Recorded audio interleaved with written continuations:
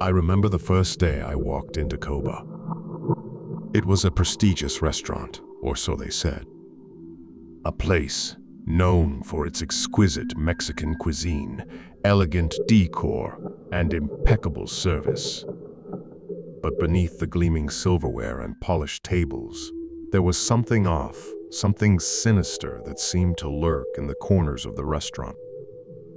My name is Jake, and I was a recent hire at Qdoba. I had been struggling to find a job, and when I got the offer to work at such a renowned establishment, I thought I had hit the jackpot.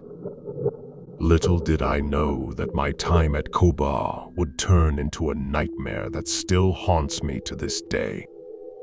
My first day on the job was like stepping into a different world. The restaurant was situated in an old building with high vaulted ceilings and dimly lit chandeliers that cast eerie shadows on the walls. The ambience was more akin to a haunted mansion than a high-end eatery. The air was heavy with a sense of impending doom, and I couldn't help but shiver as I made my way to the kitchen. The staff at Qdoba were an odd bunch. They all had a distant, haunted look in their eyes, as if they were carrying some dark secret. My manager, Mr. Blackwood, was a stern man with a perpetually furrowed brow. He rarely smiled and spoke in a low, gravelly voice that sent shivers down my spine. "Welcome to Qdoba," he said, his eyes never leaving mine. "We take our work very seriously here. You will, too, if you know what's good for you." I nodded, trying to hide my unease. The kitchen staff, a motley crew of cooks and dishwashers, barely acknowledged my presence. They moved about in silence, their faces as expressionless as masks. As the days turned into weeks, I couldn't shake the feeling that something was terribly wrong at Qdoba. It wasn't just the eerie ambiance or the strange behavior of my colleagues. It was the food. The food was what made Qdoba famous. But there was something off about it. Something that sent a chill down my spine every time I prepared a dish. One evening, as I was plating a chicken queso burrito, I noticed a strange mark on the tortilla. It looked like a symbol, etched into the dough with an eerie precision.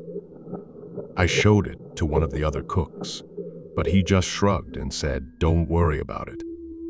It's been there as long as I can remember." I couldn't let it go. I started researching the symbol, and what I found sent a shiver down my spine. It was an ancient symbol associated with a long-forgotten cult that practiced dark rituals and believed in the power of sacrifice. The more I dug, the more I realized that Qdoba's history was shrouded in mystery, and not the good kind. One night, as I was cleaning up the restaurant after closing, I heard strange whispers coming from the back room. Curiosity got the better of me, and I crept closer to the door. The voices grew louder, and I realized that it was Mr. Blackwood and some of the other staff. They were speaking in hushed tones, their words barely audible. "The next one," Mr. Blackwood was saying. "It's the only way to keep the business thriving." My heart pounded in my chest as I listened. What were they talking about? What did he mean by the next one? I couldn't stay there any longer. I slipped out of the restaurant and went straight to the police, telling them everything I had discovered. They promised to look into it, but I could tell they didn't take me seriously. Qdoba had a reputation, and no one wanted to believe that something sinister was happening within its walls. I couldn't sleep that night. The fear gnawed at me, and I couldn't shake the feeling that I had put myself in danger by going to the police. I decided to do some investigating of my own. The next day, I went back to Qdoba, determined to find out what was really going on. I waited until the lunch rush was over and the restaurant was empty, except for Mr. Blackwood and a few of the staff. They were gathered in the back room again, and this time I could hear their conversation more clearly. "We can't afford to lose any more customers," Mr. Blackwood said, his voice cold and calculating. "We need to keep the business thriving, no matter what." One of the cooks, a tall, imposing man with a shaved head, spoke up. "I have a friend who can help us. He specializes in solutions." Solutions? My blood ran cold. It was clear that they were involved in something dark and sinister, something that went far beyond just serving food. I knew I had to get out of there and find a way to expose them. I slipped out of the restaurant and went straight to the local news outlet, hoping they would take my story seriously. They agreed to investigate, and I left the matter in their hands, praying that they would uncover the truth. Weeks passed, and I heard nothing from the news outlet. I began to fear that they had brushed off my story, just like the police had.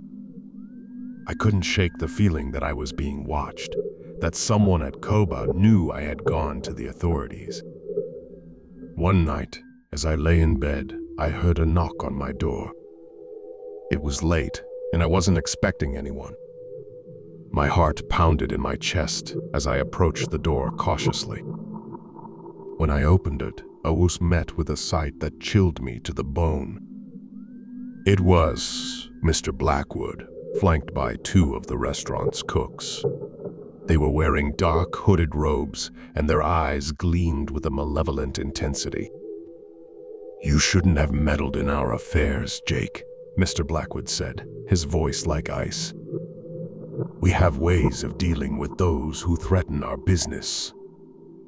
Before I could react, they lunged at me, overpowering me with surprising strength. They dragged me out of my apartment and into a waiting van, and I realized with horror that I was headed back to Qdoba. They took me to the basement of the restaurant, a place I had never seen before. It was dimly lit, and the air was thick with a foul, metallic smell. I was tied to a chair, and Mr. Blackwood loomed over me. "You see, Jake," he said, a sinister smile playing on his lips. "Qdoba has been in business for generations, and we will do whatever it takes to ensure its success." He revealed a knife, its blade gleaming in the dim light. I knew what was about to happen, and I struggled against my restraints, but it was futile. As the knife descended, I closed my eyes, praying for a miracle. But no miracle came. Only darkness. I woke up in a hospital bed, my body battered and bruised. The police had raided Qdoba, and Mr. Blackwood and his associates were arrested. The restaurant was shut down, and its dark secrets were exposed to the world. But the horror of my time at Qdoba still haunts me. I can't escape the memories of that eerie restaurant, the strange symbol on the tortilla, and the sinister plot that nearly cost me my life. I've learned that evil can lurk in the most unexpected places, even in the most prestigious of establishments. So, if you ever find yourself dining at a restaurant that seems too good to be true, beware. The Qdoba horror may be lurking just beneath the surface, waiting to ensnare the unsuspecting in its web of darkness.